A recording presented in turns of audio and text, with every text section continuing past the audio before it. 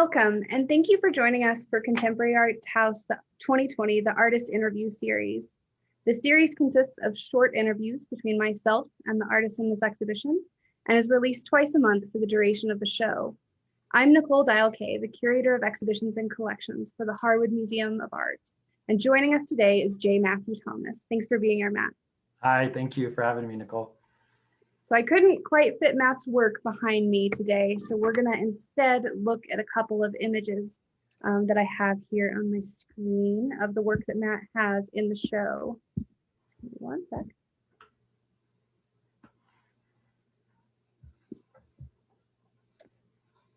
All right, if that's working.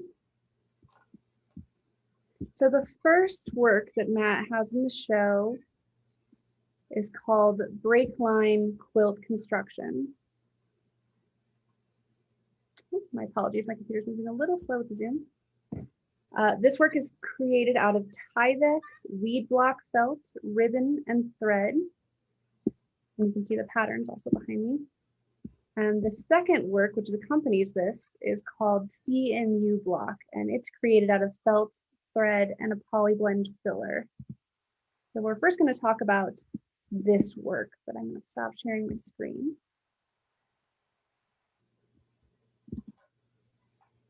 So like I mentioned, that work is called Breakline Quilt Construction, and breakline is a term from architecture that means a part's been reduced so that it can fit in the drawing or fit in the blueprint.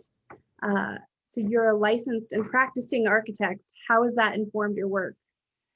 Yeah, I think it's huge. I think it's more than I even know. I mean, I always say I went to school to think architecturally.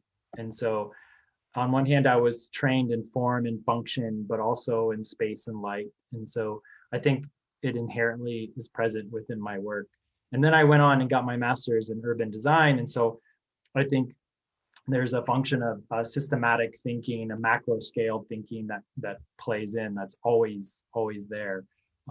But then also I'm a maker. I just love working with my hands and making things. And so getting into my art helps me kind of release away from sort of the constraints of what the architecture industry has. But in the end, I think I'm really curious in how things are constructed, you know, whether it's playing with materials, a methodology, a system, or rules that we play with, or rules that you have to go with. And then lately, as we'll talk about too, I'm interested in breaking those or even queering those in a way of sort of questioning their inherent structure. And it's funny because I was at a residency and all these artists were saying like they were working architecturally, and it really got me thinking several years ago. I was like, wait, I should be working more architecturally too. And so it's definitely been something that's connected my history, my identity, and in my work. So the materials in this work have a lot of strong gender overtones. The Tyvek material is used to wrap a house during construction to protect the building.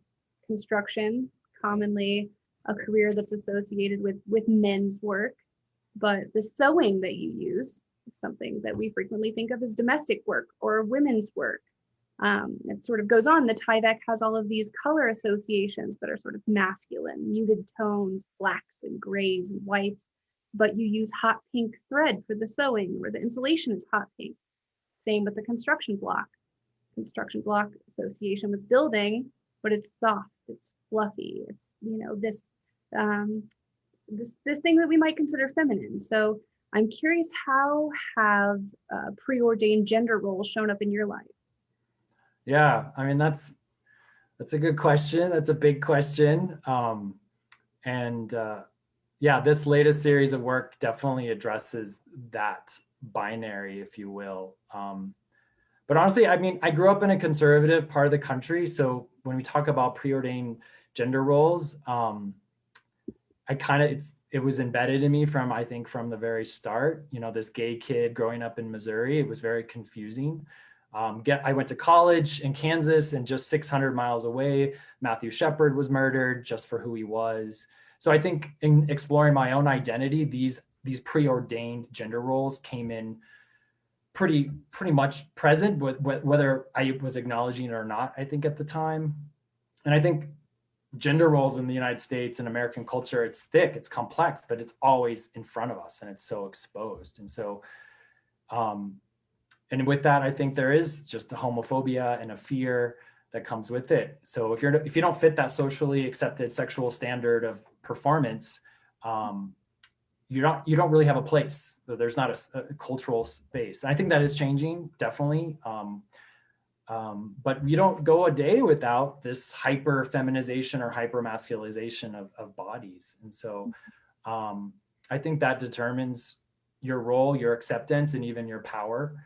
And so I think this work kind of works at disrupts that, questions that, queers it. I think mostly it's just been interesting to just start that conversation. And so how are these things constructed? What are the tools? What are the methods? What is created? What is destroyed? Those are sort of the things I think I've been playing with. Absolutely. So there's also this very present idea of labor, right?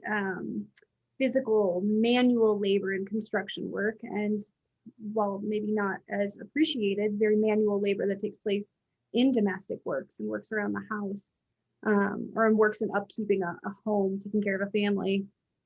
Are you exploring ideas of capitalism or production-based merit in our society?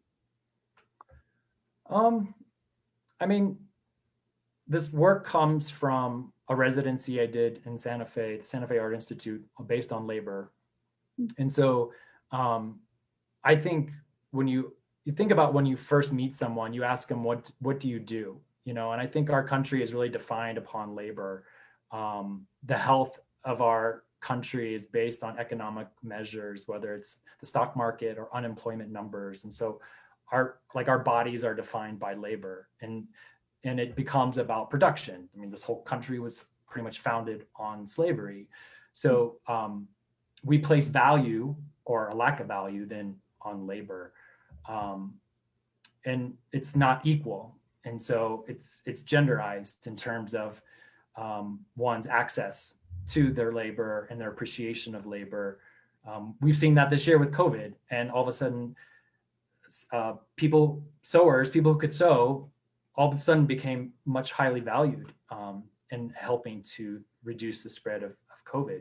Frontline workers, that their labor all of a sudden became much more appreciated.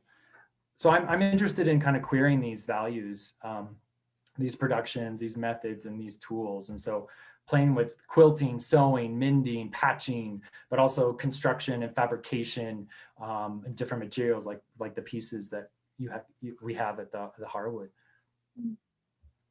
Absolutely. I love that you mentioned that with a mother who works in the nursing home industry, which was so underappreciated, and now everyone is, applauding them, and it's like we suddenly see this labor force. I think you're right about that. Yeah. Go ahead. Sorry, Nicole. It's interesting too that I was reading that Tyvek is actually the material that healthcare workers use as the full body suit. So already you kind of interesting crossover that's happening, or that was happening. Wow, what timing for that. Yeah. I think there's an unveiling or an exposing, for me anyway, whenever I look at your work, because the materials you use typically exist sort of inside of a construction. They're not the external material, they're the hidden material inside. And it makes me think of an artist, Gordon Matta Clark, who very famously works with architecture, and a quote that he said, "You cut a hole in the building and people can look inside and see the way other people really live." What are you revealing in your work about what takes place inside a home? These are such good questions. I love Matta Clark. I remember studying him and looking at his work in architecture school. And I remember that he kind of coined this phrase, anarchitecture, which was anarchy and architecture. And his was mostly based on excess capitalism and production, sort of as the fight that they were making there in the 70s.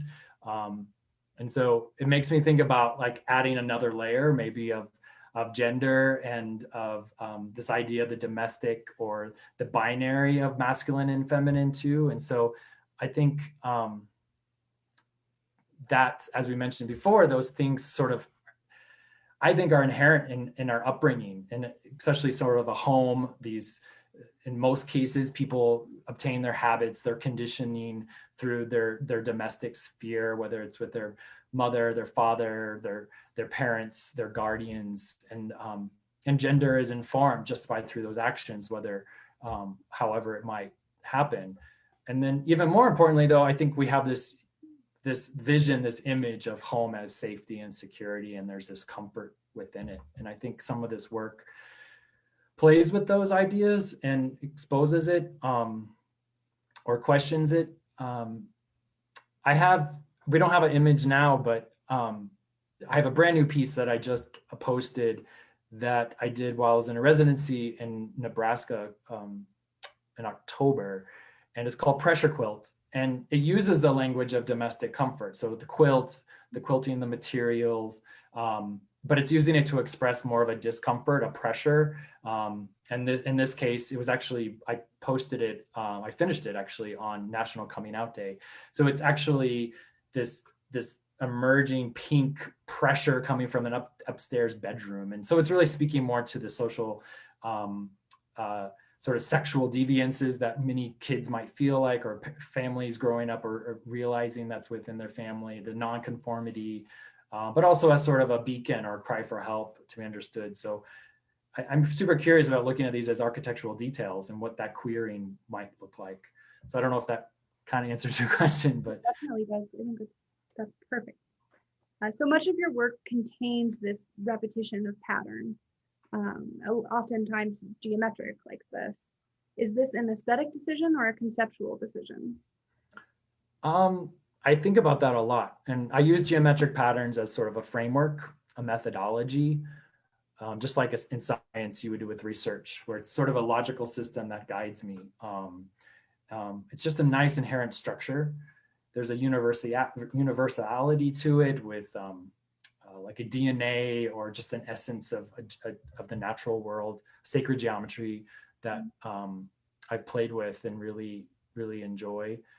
And then I've been able to just really explore that. So whether with materials like post-consumer waste, so I can look at capitalistic patterns and landscapes and consumption, with construction and land use, so exploring development, growth, some of the patterns, sort of the things I do over here, kind of explore those systematics, land development patterns that are so inherent within our landscape. And then recently with this work, sort of look in social patterns, social, gender, labor, how do we construct ourselves, those rhythms, those habits, just how things are constructed. So I think patterns and geometries just became that natural language for me. It's also, I'm very rigid with the architecture, so it's very easy for me to use my straight edge and my knife and to cut. But I wanted to expose these, I guess, show these, maybe use this as a lens to express it. So final question, the question I ask every artist in this series. This exhibition was limited to artists who are from Taos or who have deep roots in Taos. What is your personal connection to this place?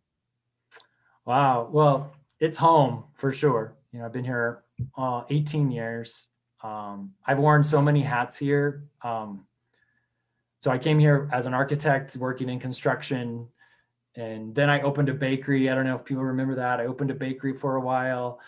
Then I started a nonprofit and I have an arts practice, and now I'm sewing and quilting. And so it's a special community for me. I feel like there's a sense of being able to be myself. I came out here, found my husband here, built my house here.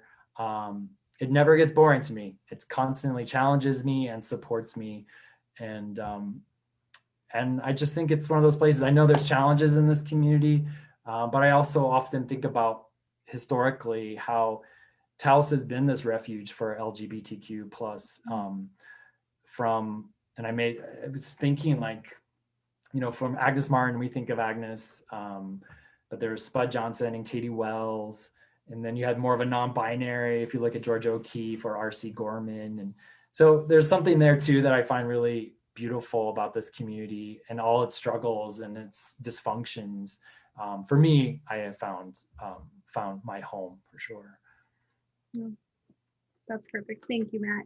And thank you for joining us today. And thank all of you on Facebook Live for joining us.